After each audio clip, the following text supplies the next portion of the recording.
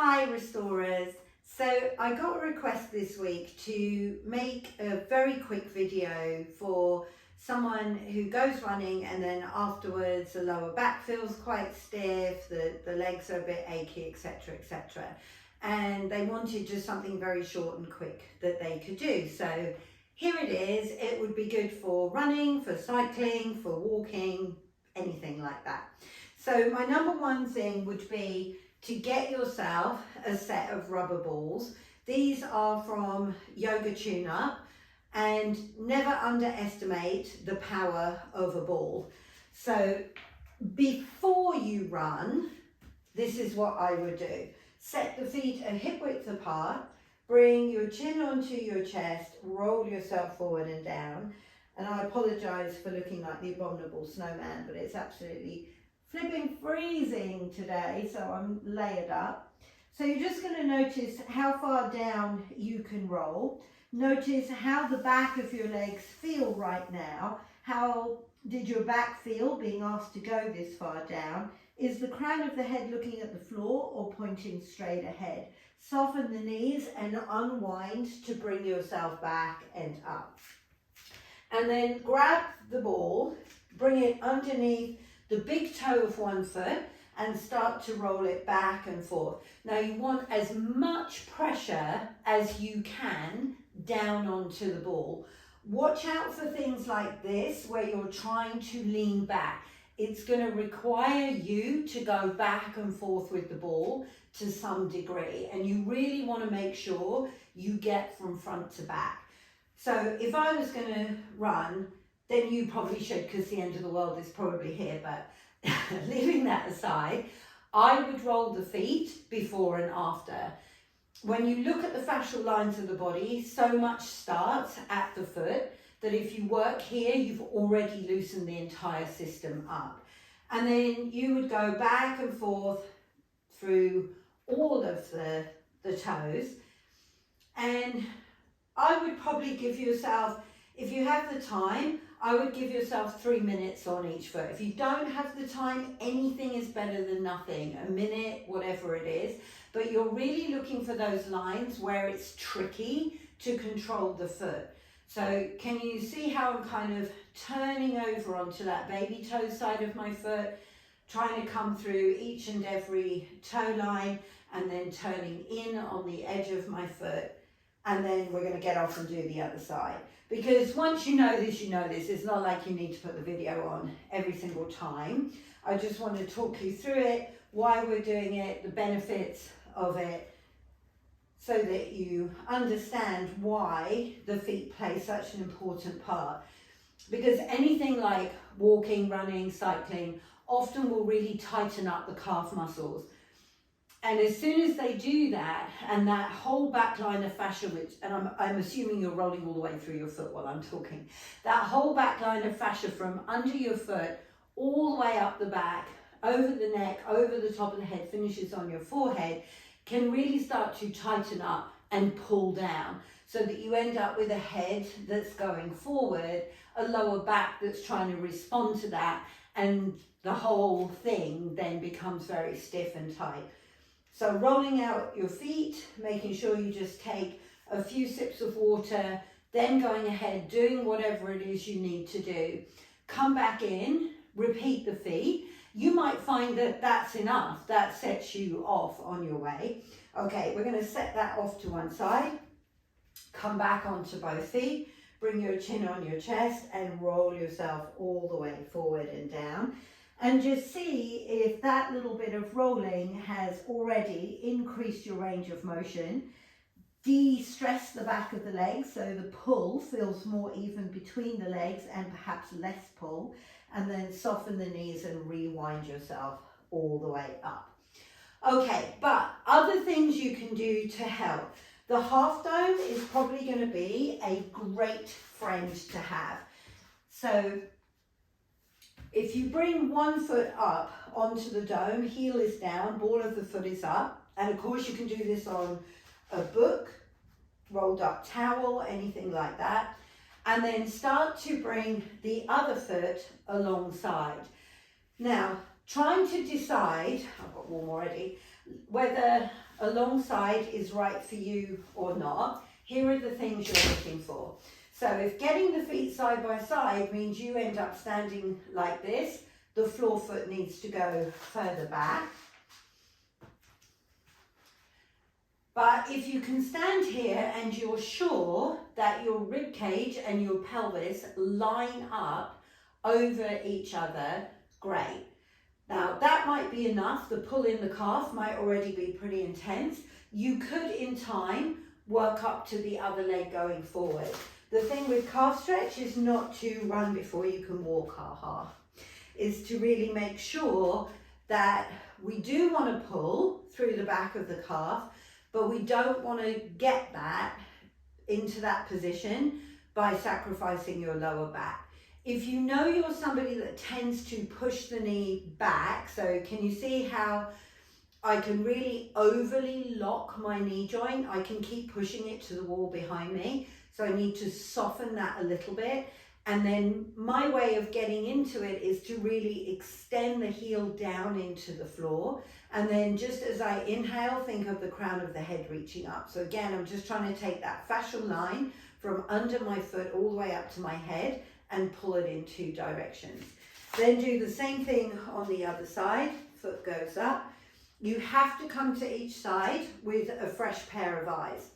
So it might be that on one side the calf is pulled tighter. So I have that. My left calf is always tighter than my right one.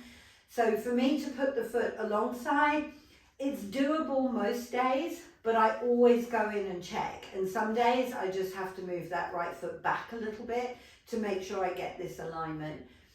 Hopefully by the time you're doing this video, you know that you want to be wary of whether you're really tipping these 2 corner bones in front of the pubic bone or pulling the pubic bone forward of the 2 corner bones. We'll get to that in a minute, but really you want to be pretty much middle ground. And then there's so much controversy over stretching. There is some research that says if you hang out there for 3 minutes, it overrides the stretch reflex and allows the tissue to lengthen.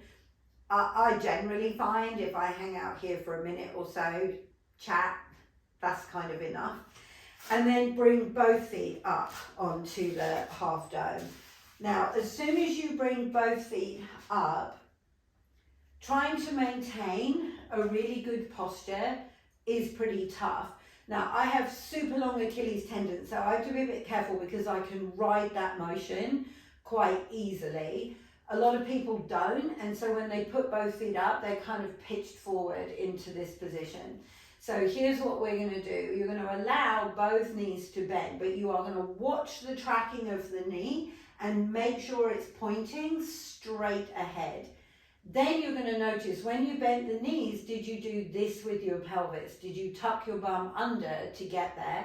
And if you did, you're going to unwind the whole thing. You're going to find that middle ground with the pelvis. And as you bend the knees, you're going to focus on keeping the middle ground of the pelvis.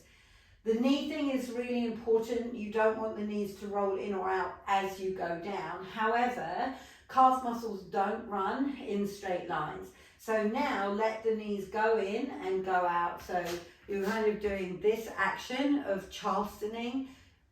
And if you do it slow and steady, you'll generally find the places for you that feel really restricted, whether that's in the ankle, the shin, somewhere on the back of the calf, all 3 of those. Okay, then upright the legs. Now from your hip joint, bow the body forward. Now this is the one, again, you have to be really conscious of taking that middle ground pelvis and tipping it forward, because most people will hit a restriction in the back of the hamstring pretty quick, but they kind of feel like they're supposed to make the letter L. So they'll do this by tucking under and rounding the back to drop low. You really don't want to do that. You want to send the pelvis back. You want to try and keep the natural curve in your spine. And then once you're here, again, if you know you're somebody that does this, watch my knees, okay? So if I do this, I can pretty much get away from the stretch completely. So you may have to soften a little. If you're in this position, your knees are already like this, then you're going to have to work on straightening them.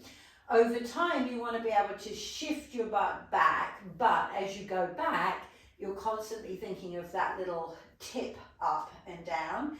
And then you can play with shifting weight onto one foot. So as I move to my left foot, I think of this sit bone right here, right there, trying to tip itself up a little bit more as the heel pushes down.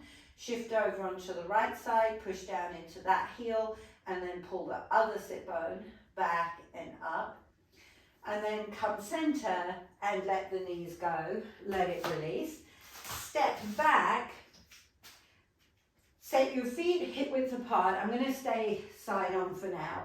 And then take that position again of let the knees bend and let your hands comfortably ride on the front of the thighs. Now the hands can slide up and down, but as you exhale, you're going to tuck your tail. So watch how my pelvis goes first, then my lower back, then my mid back, then my upper back, head drops in. And you're looking for a pretty even curve through the whole kit and caboodle. Then you let the tailbone go back, lower back extends, mid back, upper back, head comes up. And you're going to play with this cat stretch in standing. And we're going to do it a few times with the knees bent, which puts slack in the chain and lets you start to move. And because we've worked so much on the lower leg, all of this should be able to respond a little bit more. Okay, now let yourself come to an upright position, jut your chin forward, and then pull it back. Jut it forward, pull it back. Or you could think of, if I had a wall here on the back of my head, if I jut my chin forward, the back of my head slides down the wall.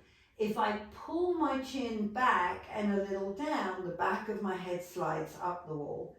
So down the wall and forward, and then up the wall and back. One more time. Okay, so the head needs to go through those two positions. So now in standing, where there's no bent knees, no slacking the chain, now can you tuck the tail round the spine, jut the head forward, create this round shouldered position, then inhale as you pull the pelvis out of the tuck, roll the palms back, lift the chest and draw the chin down and in. Exhale, everything tucks and rounds, but I don't want you to bend the knees. Inhale, everything extends up and out. You're going to see if you can initiate from the pelvis and crawl through the spine to the head, and then stick the pelvis out, walk up through the spine to bring the palms forward. And of course, there would be nothing wrong with doing this on all fours. It's just for me in the cat stretch, the arm bones and the thighs are very locked into position. Here, you're having to really navigate all the tensional pulls of your own muscles and your own tissue. And I feel like it's a little bit more functional to be able to do it here. All right, so that is all that I have for you here. If you have a foam roller, I will put another 15-minute section in the melt foam roller fascia release section, and you could do that as an alternative. Don't forget to let me know if it helps.